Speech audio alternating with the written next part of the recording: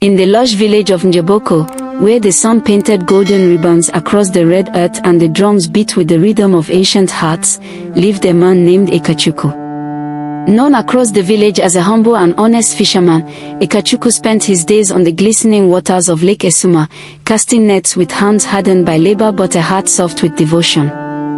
His home was modest, a small clay hut shaded by a towering flame tree, but it was filled with warmth, laughter, and the sweet scent of smoked tilapia. The heart of his home was Zula, his wife, whose beauty was often whispered about by elders and praised in songs sung by children. Her skin shimmered like river stones, her voice could hush a crying baby, and her laughter was once the rhythm of Ikachuku's joy.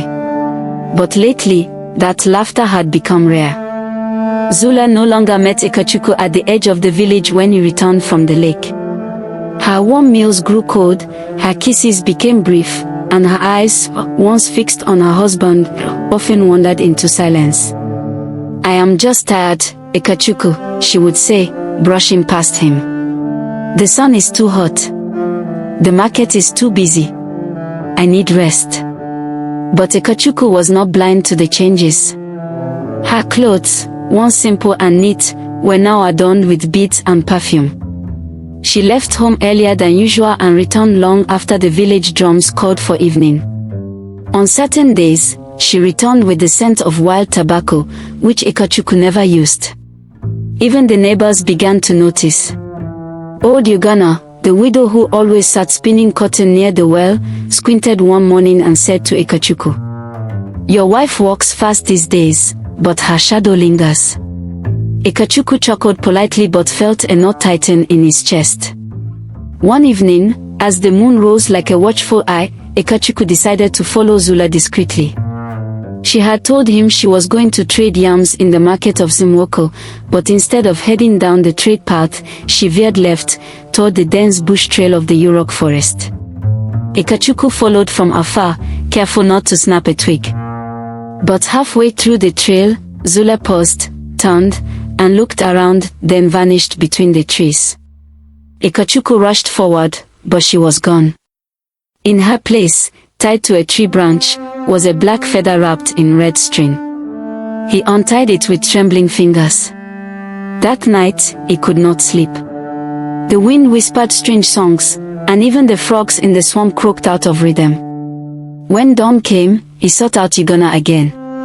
"I must know the truth," he said. She looked up at him with sunken eyes. "Then you must climb to the Yurok hills," she whispered. "There, beneath the twisted trees, lives Mabuta, the one who hears what hearts refuse to speak." And so began Ikachuku's journey, not across rivers or mountains, but into the shadows of betrayal, and toward a truth the spirits themselves were ready to reveal. The village of Njoboko was small, but its eyes were many. And ears. Even more. Secrets rarely stayed buried for long, not when elders sat beneath talking trees and gossip ran quicker than the morning river. Ikachuku, ever the quiet soul, began to listen more than speak. He noticed the way Zula's earrings were no longer simple brass but new, glittering pieces he'd never bought. He saw her smile in the mirror, but not at him. And more than once, when she thought he was still out fishing, she would hum softly, songs he didn't recognize. He asked nothing. But the wind told him everything. At the riverside, an old Konumeka named Baru leaned close one day and whispered, "She's been seen, Ikachuku. In the tall grasses by the western trail. With Boko." Ikachuku's chest tightened. Boko. The tall, sharp-eyed hunter with a lion's tooth necklace and smooth lies for lips. He had returned from a long hunting trip months ago and often wandered through the village with freshly skinned pelts and eyes that never blinked when staring. Ikachuku still said nothing. One morning, just before sunrise, he quietly followed Zula again. She left the compound with a cloth bundle, one far too small for market trade. Instead of heading towards Njoboko, she once more turned to the path winding into Yurok forest. Ikachuku followed, this time walking without fear. Each step crunched softly against the earth. He saw her meet Boko beneath the low branches of a fig tree. They laughed. She touched Boko's chest. Boko brushed her cheek. Ikachuku's knees threatened to collapse, but rage held him upright. He didn't confront them. Not yet. He simply watched, then turned back toward the village, each step heavier than the last. That night, he stood under the stars, holding the black feather he had taken from the forest before. The feather still smelled of smoke and whispers. And the wind, ever bold, seemed to speak again. Go. To Mabuta. The eyes that see behind lies. So Ikachuku wrapped a small bundle of food and tucked a fishing hook in his belt, a symbol of who he was. Then he set off before dawn, leaving behind the love he once knew, and heading into the trees where legends breathe. To Mabuta, the unseen hand of justice. The path to the Yurok Hills was not one traveled lightly. It slithered through thickets where the sun dared not shine, where the trees whispered in old tongues and the wind carried the scent of forgotten magic. Ikachuku walked steadily, though the silence around him was not comforting.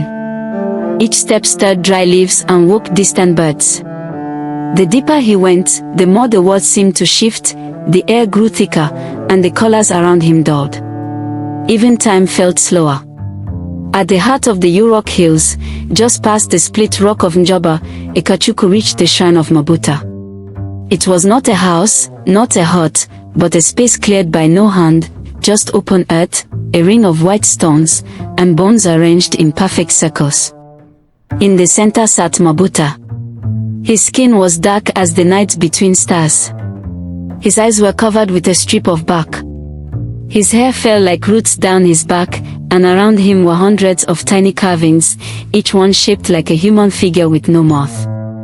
Before Ikachuku could speak, Mabuta lifted his head. "You have come," he said in a voice that was not loud, yet echoed inside Ikachuku's chest. "I need truth," Ikachuku said. His voice cracked like dry wood. "The truth does not sleep," Mabuta replied. "It only waits." Mabuta rose, and from a leather pouch he pulled a small carving shaped like a lizard, painted with black and red dust. "Place this under the woman's sleeping mat," he instructed. "And say no word when you do. It will know. The spirits will see what your eyes have wept over." Ikachuku hesitated. "Will it harm her?" Mabuta's blind gaze seemed to pierce him still. "No blood will spill. No death will come. But the veil shall be torn. And what is joined in darkness shall be seen by all." Ikachuku accepted the fetish with trembling hands.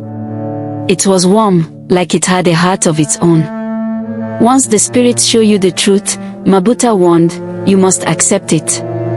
Do not beg for lies once the mask is lifted." Without another word, the witch doctor turned and vanished into the mist beyond the trees. Ikachuku returned to Njoboko as the sun kissed the horizon. That night, while Zula bathed by lantern light, he crept to their bed and slipped the carved fetish beneath her sleeping mat. Then he waited. Not for sleep, but for justice. The next morning, Zula's mood was brighter than it had been in weeks. She hummed softly as she dressed in her colorful wrap cloth, tying her waist with practiced grace. She looked at Ikachuku once, briefly, smiled without words, and stepped out into the early light. "I will return before the sun yawns," she said, not waiting for a reply. Ikachuku simply nodded. He already knew she would not be returning from the market. Zula moved quickly through the paths of Njoboko, clutching a small bundle of roasted groundnuts and palm oil, her sandals kicking up dust as she neared the forest edge. There, hidden behind a curtain of vines and tall grass, stood Boko, leaning against a tree, his chest bare, arms folded confidently. Zula ran into his arms, laughing. "I told him I'd be at Njoboko," she whispered between kisses. They didn't know the spirits were listening.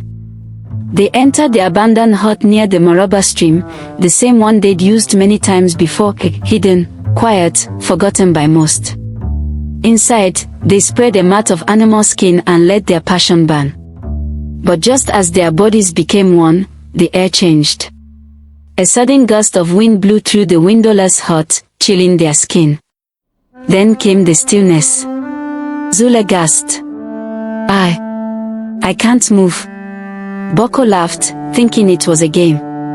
But then his smile faded. Wait. I'm stuck. I can't. They pulled, twisted, shouted, but their bodies were locked, fused together by a force unseen. The more they struggled, the tighter the bond became, as though invisible ropes were binding them. Zula screamed. What is happening? Boko. From outside, birds stopped singing. The air thickened like honey. Even the trees seemed to lean closer.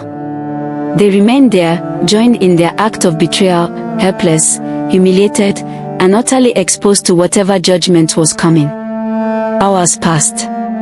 Their cries echoed into the forest. A nearby herdsboy named Temo, chasing after a stray goat, stumbled upon the hut. Hearing the moans, he peeked in. What he saw made him drop his staff and run screaming to the village. Come and see, he yelled, gathering everyone. The spirits have bound them, Zula and Boko, in the flesh. And so began the greatest scandal Njoboko had ever known. The forest path filled with villagers whispering, praying, some laughing, others stunned silent. And at the very back, walking slowly, eyes dark but dry, came Ekachuko, the man who had asked for truth and now watched it unfold before all. By the time Ekachuko arrived at the Maroba hut, the entire village of Njoboko had gathered like bees to honey. Children stood on tiptoes, elders clutched their prayer beads, and women covered their mouths in shock. Even the village chief, Obanyuru, came with his walking staff, summoned by the strange cries and Temo's frantic tale. Inside the hut, Zula and Boko still lay fused together, unable to move apart, their faces soaked in tears, sweat, and shame. Their nakedness no longer held the pleasure of desire, but the weight of 1,000 eyes and whispered judgments. They begged, pleaded, for help. Please, Zula cried. Make it stop. I am sorry.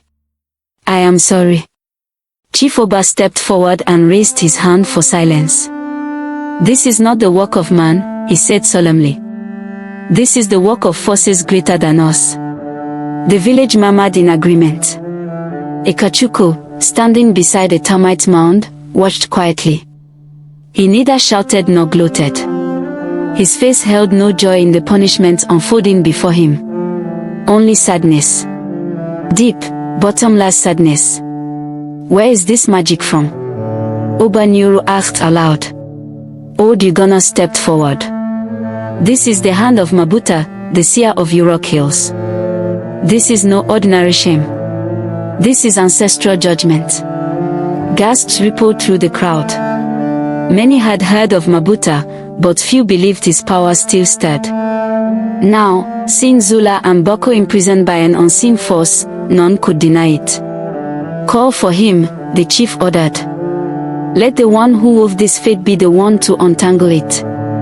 A swift-footed runner was dispatched to the Urok Hills. Hours passed. The sun began its descent.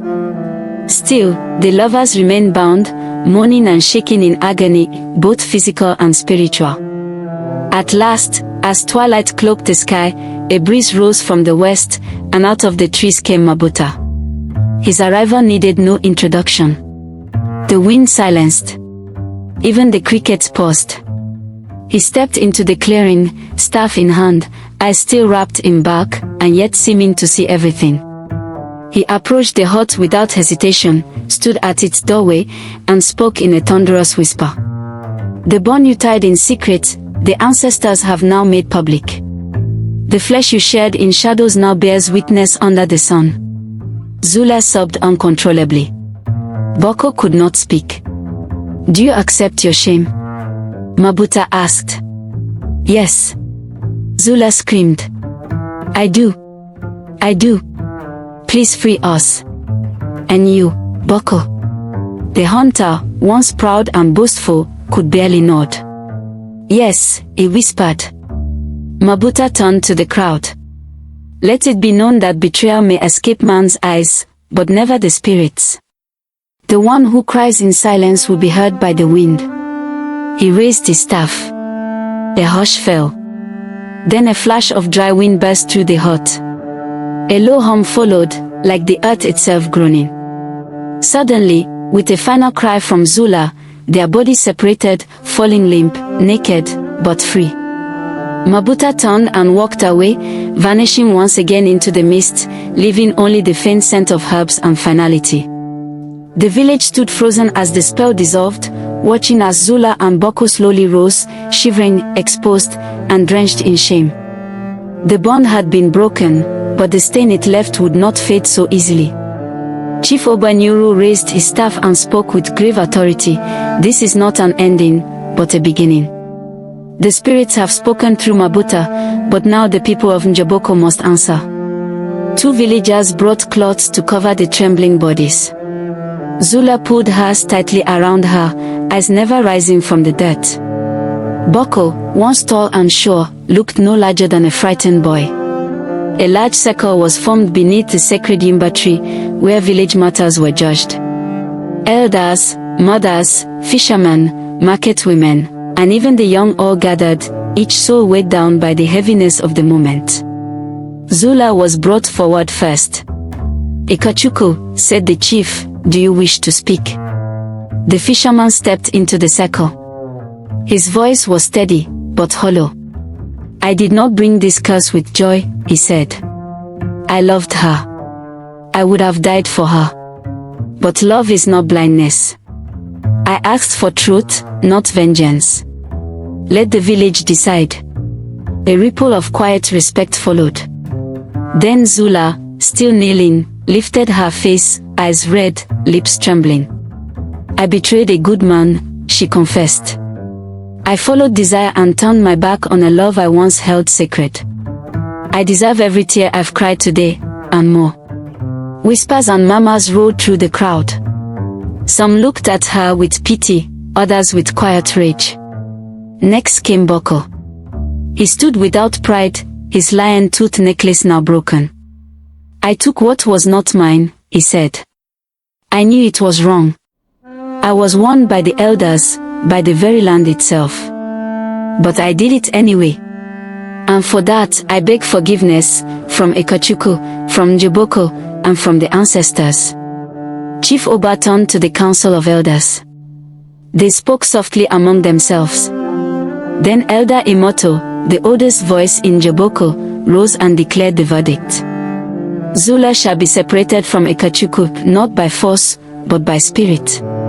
She must go to the outskirts of the village, to live in solitude, away from the laughter of others, until her heart understands the weight of her choices." A pause. Then, "Boko shall leave Njoboko at dawn and never return. He is cursed not by us, but by the ancestors, and to remain here would bring drought to the crops and worms to the yams." No one argued. Zula wept anew. Boko nodded solemnly, accepting his fate. The gathering was dismissed. As the villagers scattered into the twilight, the drums were silent. No celebration followed this justice, only quiet, and the rustling of leaves that carried the ancestors' breath. And through it all, Ikachuku walked alone, neither victorious nor defeated, just changed. Morning came quietly over Njoboko, painting the village in pale gold. The skies, once heavy and uncertain, now held the promise of rain. It was the kind of day where the soil softened, ready to forgive the feet that tread upon it. At the first rooster's cry, Boko departed. He carried nothing but a small satchel and a walking staff. As he passed through the village gate, few came to see him off. The ones who did watched in silence, some with contempt, others with quiet mercy. He did not look back. Some say he became a wanderer, walking from village to village, offering his strength to farmers, singing songs by firelight, and telling the story of his shame so that others might not repeat it. Others say he vanished into the forest, swallowed by the same spirits he once ignored. None in Njoboko ever saw him again. Zula, meanwhile, moved to a small hut built on the edge of the Javiri marshlands, away from laughter, from gossip, from Ikachuku. Her days became slow, filled with silence and reflection. She fetched water alone, lit her own fires, and at night, whispered to the stars, begging them to carry her sorrow to the sky. Occasionally, villagers would bring her food or cloth. Children, curious and innocent, would watch her from the distance. But she remained apart, rebuilding herself in the shadows she once created. And Ikachuku. He returned to the lake. Each morning, he cast his net into the waters of Esuma, the rhythm of fishing a comfort against the ache in his chest. He never remarried. He greeted everyone with the same calm dignity, but his eyes held the weight of one who had known betrayal and survived it. He became a quiet legend, not for vengeance, but for restraint. In time, the village elders added his story to the sacred oral book of the fire circle, where stories were passed down through drumming, chants, and evening tales. Mothers warned their daughters, respect your vows, or the ancestors may bind your bones. Fathers told their sons, do not steal another man's peace, lest your pride be your prison. And everyone, young and old, remembered the tale of Zula and Boko, the lovers who got stuck, not just by flesh, but by truth. Years later, when the rains came heavy and the harvest flourished, the people of Njoboko said, after fire comes rain. After shame comes growth. And so the tale lived on. A tale not of cruelty, but of consequence. Not of magic, but of morality. Not of punishment, but of truth revealed. Thank you for watching this powerful tale from the heart of Njoboko. Stories like this remind us that truth walks with long shadows, and the spirits always see. If you enjoyed this journey, there are many more waiting for you. Explore the other stories on this channel, each one rooted in the wisdom, magic, and mystery of African tradition. Don't forget to subscribe, like, comment, and share this video with someone who loves a good story told with soul. Hit the notification bell so you never miss the next tale whispered by the ancestors. Until next time, may your path be steady and your spirit guided.